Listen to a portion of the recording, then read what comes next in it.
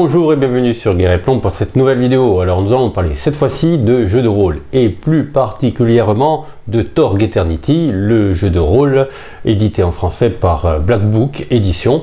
Alors c'est un jeu de rôle, il y a eu déjà plusieurs présentations de ce jeu sur Guerre et Plomb TV. C'est un jeu de rôle qui est un jeu de rôle de science-fiction qui se passe dans le futur en fait. La Terre est envahie par des envahisseurs interdimensionnels qui arrivent sur Terre et qui créent leur propre réalité, et vous êtes chargé en tant que chevalier des tempêtes de lutter contre ces envahisseurs venus transformer la Terre en quelque chose qui ressemble à leur univers et plus tout à fait au nôtre. Alors là, on va parler de la Terre vivante. Alors la Terre vivante, c'est le premier supplément en français, parce qu'il en existe d'autres en anglais, le premier supplément en français pour Torg Eternity, et qui présente le premier cosme. Alors l'éditeur a choisi la Terre vivante. C'est un cosme qui se situe aux États-Unis, mais en Amérique du Nord plus généralement, pas qu'aux États-Unis comme on va le voir dans ce feuilletage.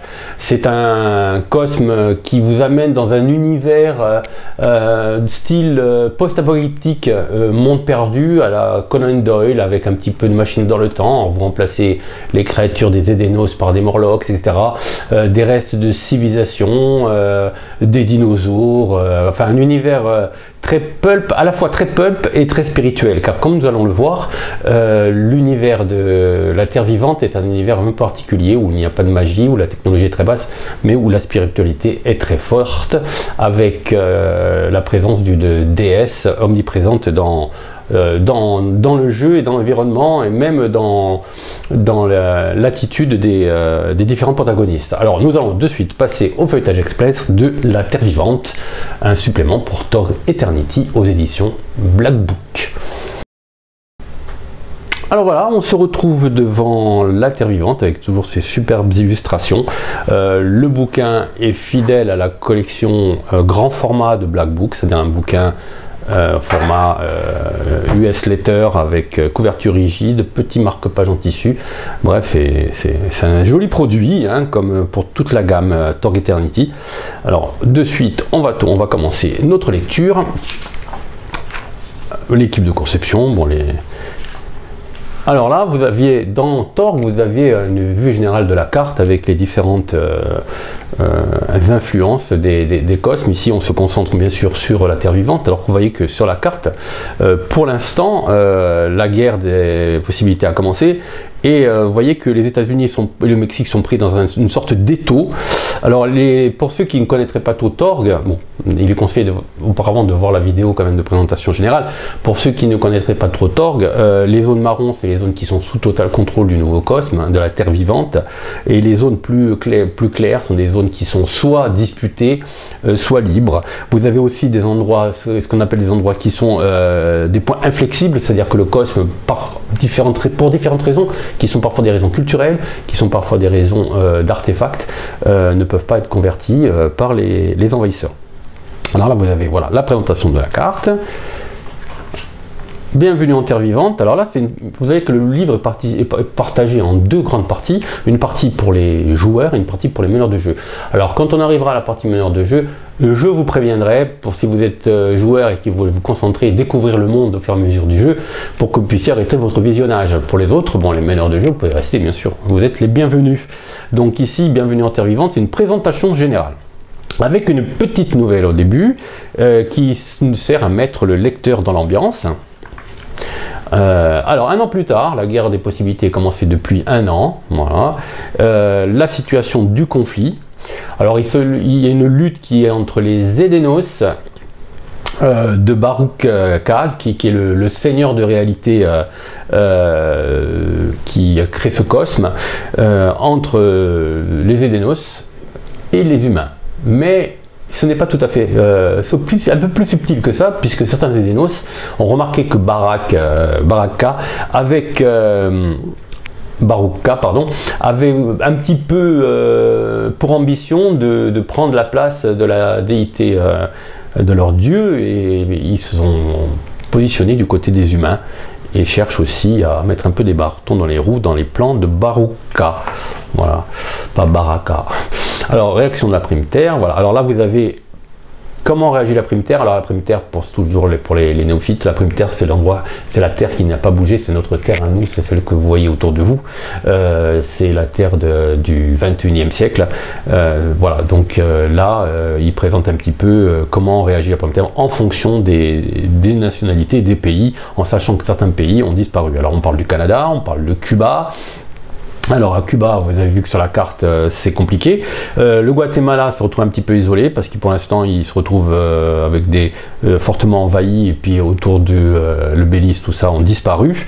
Le Mexique et évidemment les États-Unis avec la lutte entre les armées des États-Unis et les troupes de Baruka, la résistance dans différents endroits. Voilà. Le bouleversement spirituel, alors comme je disais en préambule, c'est un univers très spirituel, la Terre vivante. C'est un univers où la magie est absente, la technologie est très basse, au niveau social c'est moyen, mais par contre la déesse de la vie a une grande influence sur le cosmos. Là, les transformés, alors vous voyez un humain quand il est soumis à ce cosmos, comment il devient, voilà, il en oublie l'utilisation des... c'est pour ça que je disais Morlock à un moment donné, il en oublie l'utilisation des armes, des objets technologiques pour se retrouver dans une espèce d'homme préhistorique se réunissant en tribu. Alors là, vous avez les chronologies des événements majeurs de l'année, première année de la guerre des possibilités. Les chevaliers des tempêtes, alors là, vous avez les nouveaux atouts. Il est toujours possible d'incarner un Edenos, renégat évidemment, et en tant que chevalier des tempêtes, là vous avez les atouts que vous pouvez utiliser. Voilà. Après vous avez tout de foi, hein, bon, pour ce cosme, les prouesses, la sauvagerie. Alors là vous voyez que cosme terre vivante, évidemment c'est vraiment spécifique à ce cosme, mais il est présenté de nouveaux atouts aussi que vous pourrez utiliser si vous faites jouer dans d'autres cosmes, comme prouesse par exemple. Voilà, vous avez un grand nombre d'atouts, les atouts sociaux aussi. Alors là, à chaque fois c'est toujours pareil, hein, vous avez le prérequis.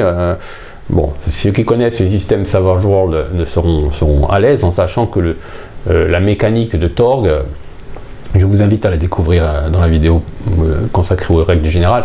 La mécanique de Torg est un petit peu différente de celle de Savage Worlds. Les miracles.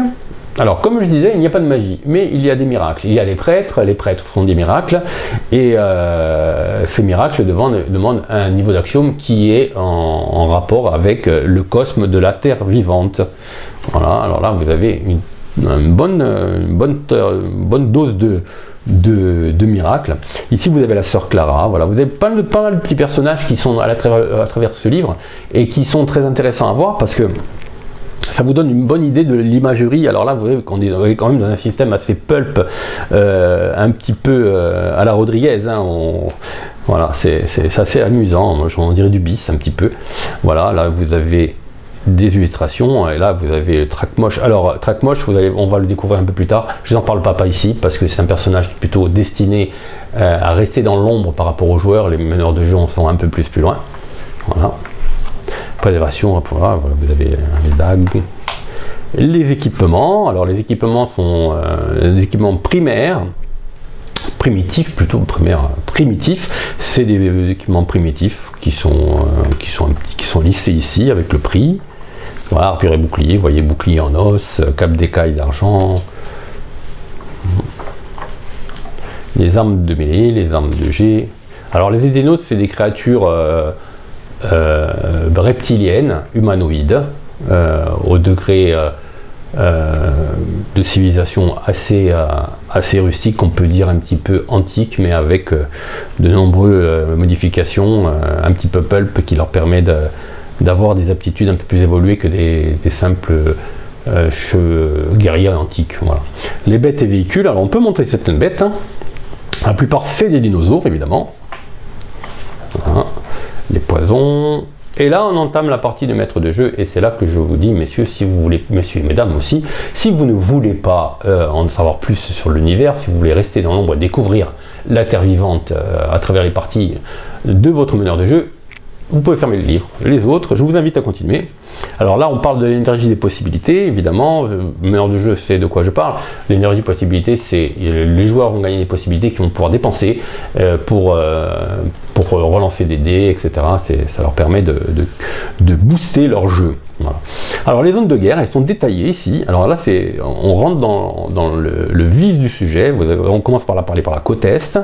Alors il y a un zoom qui est fait évidemment sur la partie. Les bastions de résistance, Washington DC, Philadelphie, Gettysburg, l'Arkansas, les dévastations, voilà. Alors là, c'est les endroits qui ont été durement touchés par l'invasion, voilà. Il y a Atlanta, on parle de la Floride aussi, voilà, en Miami, voilà. Alors, on en revient un peu plus loin, vous allez voir, quand plus loin on parle de Miami, voilà, c'est des bastions de la prime terre, les menaces et les attitudes. On passe dans le Golfe, alors le Golfe, c'est-à-dire Cuba et les républiques centrafricaines, Amérique centrale, pour je dis centrafricaine. Le Mexique, le Yucatan, le Golfe, Cuba, Chichen Itza, voilà. L'arbre du sang, menace et attitude, le Midwest. Voilà. Alors vous voyez que c'est vraiment bien détaillé. On est à Detroit là, avec un prêtre hérétique qui a créé qui a essayé de créer de toutes pièces des dinosaures morts-vivants à partir de restes de dinosaures et de pièces métalliques. Vous savez que Detroit est la capitale de l'automobile aux États-Unis, et là, bon voilà, ils récupèrent des pièces mécaniques, de métal et tout, ils créent des dinosaures comme ici, on peut le voir. Le Nord, voilà, on parle du Canada évidemment. Les menaces, à chaque fois vous avez les menaces qui pèsent sur ces zones, hein. La côte ouest, alors la côte ouest a été particulièrement touchée, voilà. Il y a des points inflexibles, alors culturellement, hein, donc par exemple à San Francisco, il y a un point inflexible, voilà. Des villes qui sont complètement tombées sous le joug, qui ont disparu pratiquement sous la végétation sauvage de la terre vivante, qui est Seattle par exemple. Alors les ruines perdues. Alors vous avez des petits spots comme ça qui vous expliquent certains lieux qui sont intéressants, les menaces et les merveilles souterraines. Voilà. Alors maintenant, si vous voulez, la Terre à cet endroit-là est parcourue de tunnels interconnectés. Voilà. Voilà, donc ça. Si vous voulez jouer un petit esprit Donjons et Dragons dans des tunnels, eh ben, vous pouvez, avec les règles de Savage Worlds, vous aventurer dans des mondes souterrains, l'entremonde, hein, et pas l'outre-monde. Hein. Et là, vous avez une description de comment vous pouvez gérer ces souterrains. La réalité.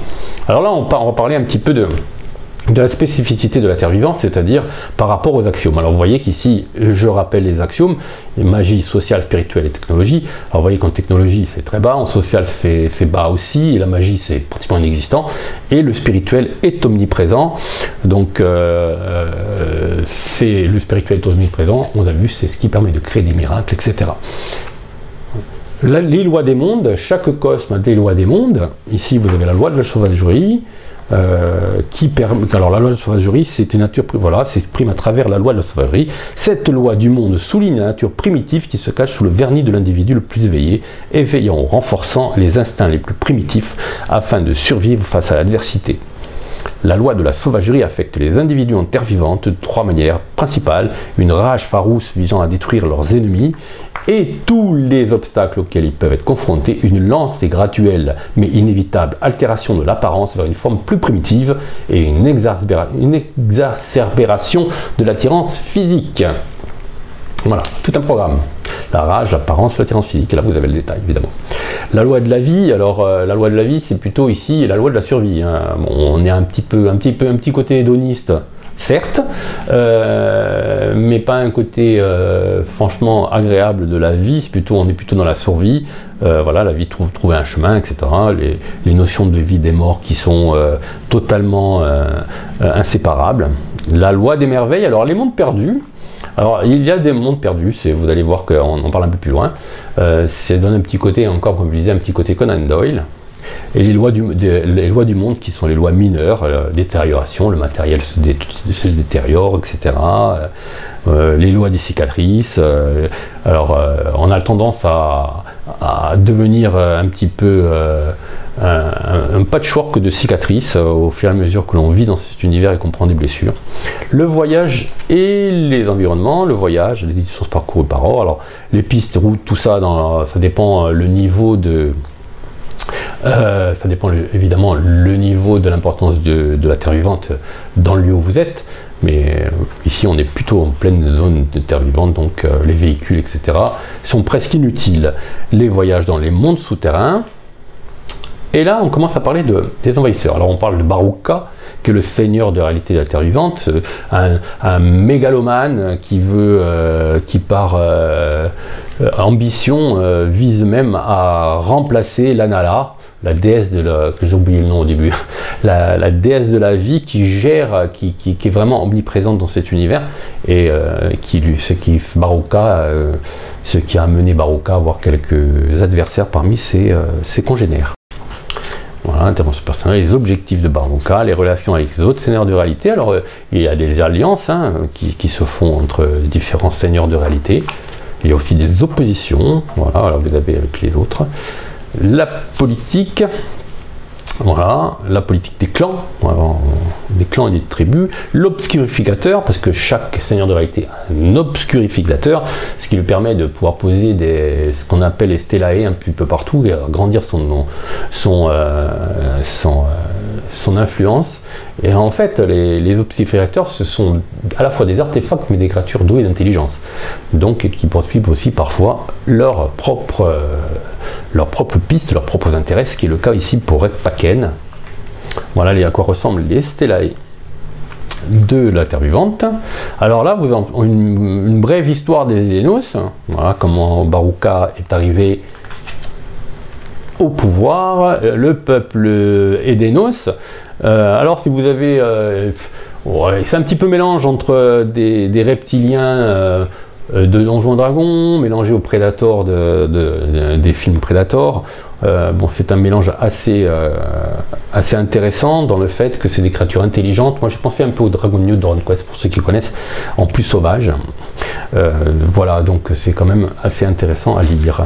Les différents clans. Alors là, c'est intéressant parce que vous avez les clans et chaque clan c'est détaillé. Voilà, on ne vous laisse pas tomber. Les auteurs ont bien précisé où se situent les clans. Par exemple, le clan des échines bleues, c'est en Floride et à Cuba. Là, les Jacats non des Edenos, très rare. Bon, vous allez voir qu'est-ce qu'est un Jacat. Les Jacats, c'est les adorateurs. Enfin, c'est les fidèles en gros. Les idées d'aventure. À chaque fois, vous avez une idée d'aventure.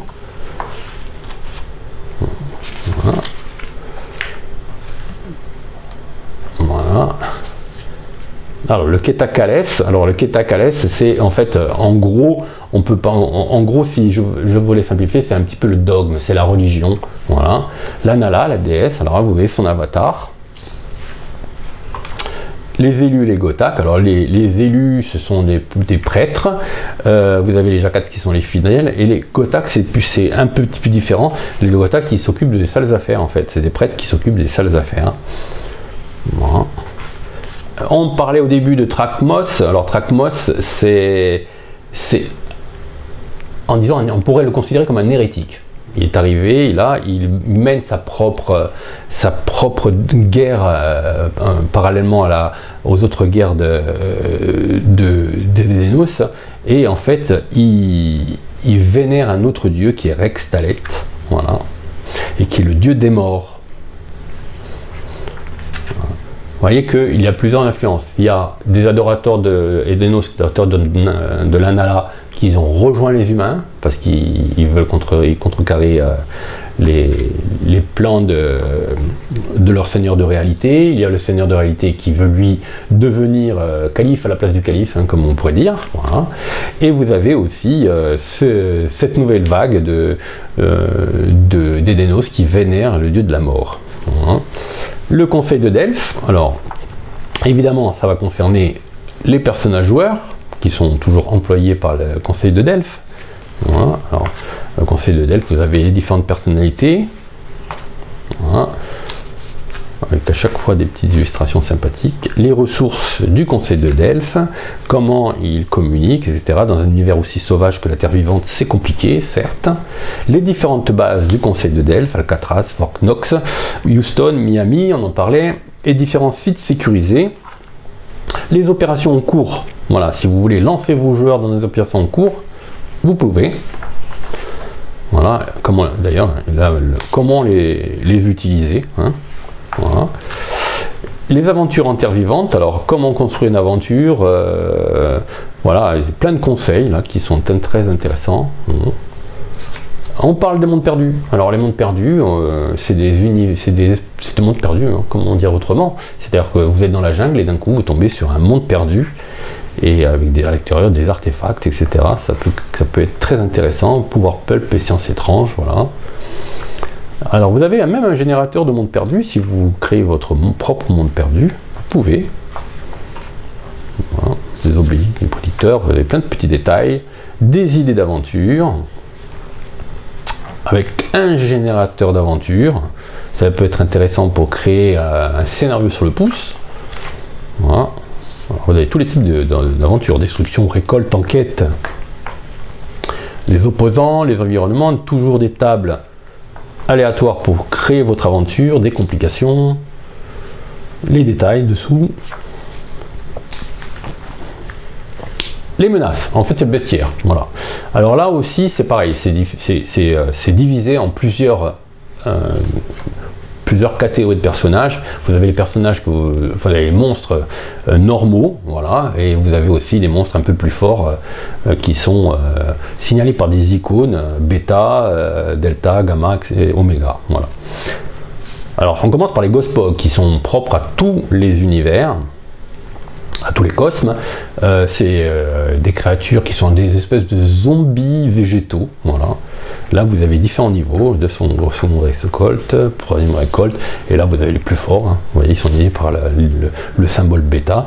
La galerie de dinosaures, l'ankylosaure, le Borg AK, hein, dinosaure qui a été créé pour le jeu. Ils ont mis une petite image ici, brontosaure, hadrosaure, plésiosaure, tous les ours sont là.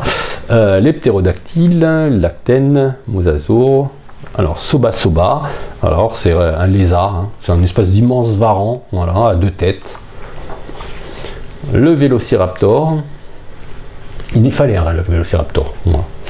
Les dinosaures morts-vivants, le goulosaure, ça m'a fait beaucoup rire. Les Rex Z, voilà. On l'a vu une image un peu plus loin, le Skeleraptor. Les Édénos, alors là vous avez différents types d'Édénos, les balafrés des mâchoires rouges, c'est les gros costauds, comme les fléaux rouges par exemple, les fers de lance aussi, et vous avez des Édénos un peu plus classiques qui peuvent être utilisés de manière plus générale. Les marcheurs des brumes, le fantôme, etc.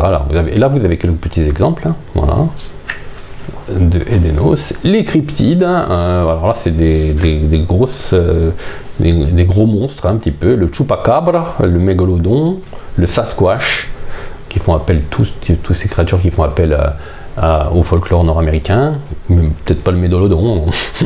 Les humains, vous avez les humains primitifs ici, vous avez les prêtres, voilà, les zélotes fanatiques, les soldats des cartels, la flore, voilà, les fragments d'éternité et les trésors perdus. Alors les fragments d'éternité, c'est des artefacts qui peuvent être retrouvés par les chevaliers de tempête qui peuvent être utilisés. Voilà. Et vous avez les endroits où on peut les trouver. C'est voilà, le bouclier de plumes, etc. C'est des artefacts qui ont tous un lien un petit peu avec la culture amérindienne ou précolombienne. Les trésors perdus. Voilà. Les options des chevaliers des tempêtes. Voilà, alors en explorant, vous pouvez trouver des tas de trucs. Alors ça, c'est vraiment en plus. Vous pouvez tomber sur des nouvelles races, comme le Paris terrestre, voilà, le Salinger, des nouveaux atouts, voilà, des atouts de foi, des parachutes, tout ça, c'est des options, hein, de l'univers,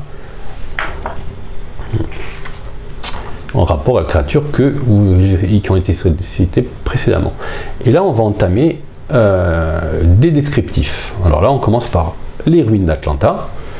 Vous avez un détail des principaux lieux et sites d'intérêt de la cité. un plan, les groupes locaux avec les personnages principaux, voilà,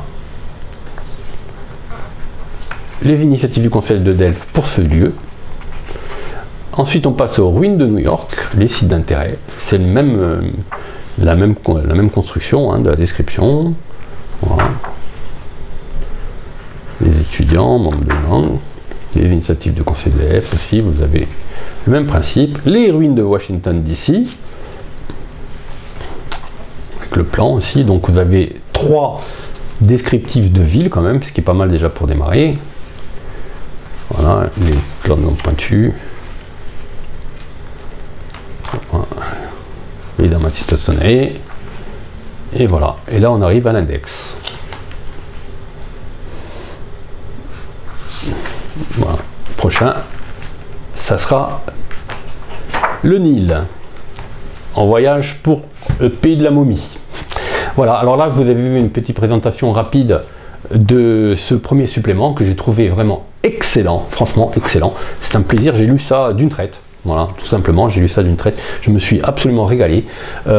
C'est bon, moi ça m'interpelle beaucoup. C'est un univers qui me plaît beaucoup, hein, je dois l'avouer. C'est franchement, peut-être avec l'Empire du Nil, ça me branchera encore plus parce que moi qui adore le pulp, j'aimerais bien aller faire un petit tour du côté du Caire, de Memphis, etc.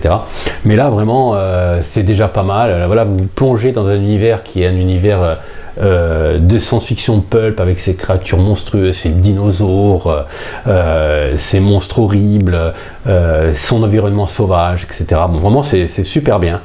Voilà, ça démarre déjà très bien cette gamme, hein, franchement. Alors si cette vidéo vous a plu, n'hésitez pas à la signaler par un petit pouce en dessous, à la partager avec vos amis, si ce n'est pas encore déjà fait, à vous abonner à la chaîne Guerriplon TV. À bientôt.